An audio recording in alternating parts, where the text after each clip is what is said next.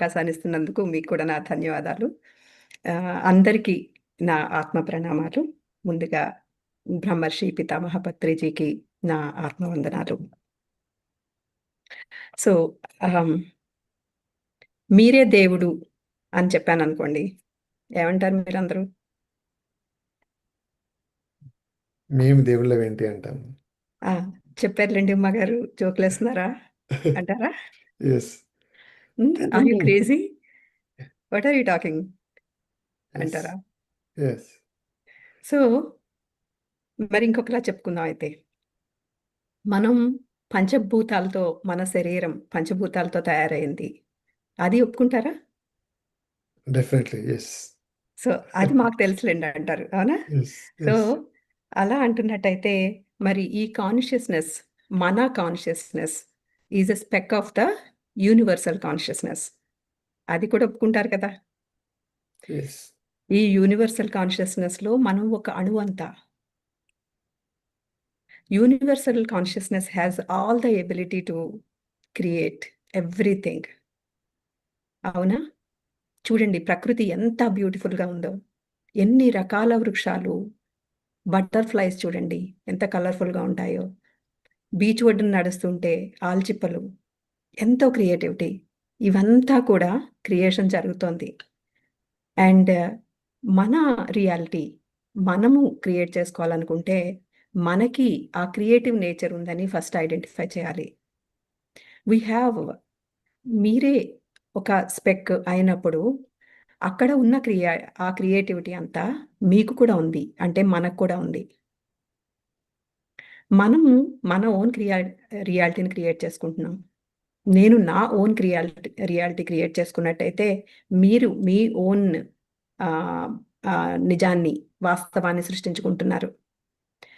ఇది ఆమ్, మనము ఒప్పుకున్నా ఒప్పుకోకపోయినా ఇది నిజం.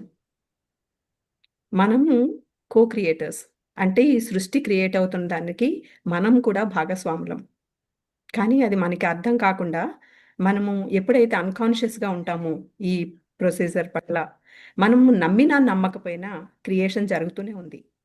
మన ఆలోచనలు ఎలా ఉంటే ఆ విధంగా క్రియేషన్ జరిగిపోతూ ఉంది. మరి క్రియేషన్‌లో బుద్ధ భగవానుడు ఏం చెప్పాడు? Your outer world is the reflection of your inner world. Your outer world is the reflection of your inner world.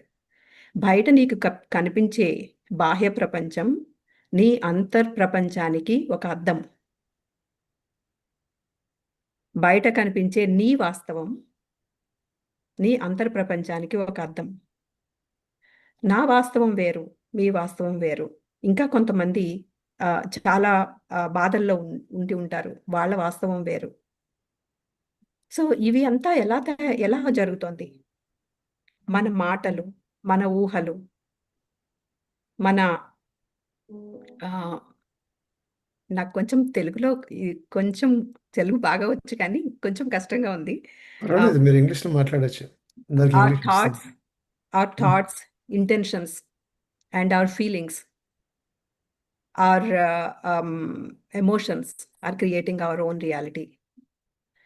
ఇది, ఇది నమ్మడానికి కొంచెం కష్టంగా అనిపిస్తుంది. అవునా అని. కానీ మనకి భగవద్గీతలో కూడా చెప్పారు కదా! యద్భావం తద్భవతి. మీ దృష్టి ఎక్కడుంటుందో అక్కడే శక్తి ఉంటుంది. శక్తి ప్రసరిస్తుంది. అంటే ఆ శక్తి అనేది ఏంటి? ఎనర్జీ.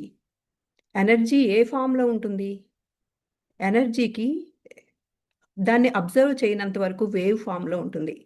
వేవ్ అంటే వేవ్ ఫార్మ్‌లో అంటే ఒక విత్తనం ఉంది. ఆ విత్తనంలో ఎంతో శక్తి ఉంది. ఎంత శక్తి ఉంది? ఒక అడవిని క్రియేట్ చేయగలిగినంత శక్తి ఉంది. అవునా కాదా? విత్తనము చిన్నదే.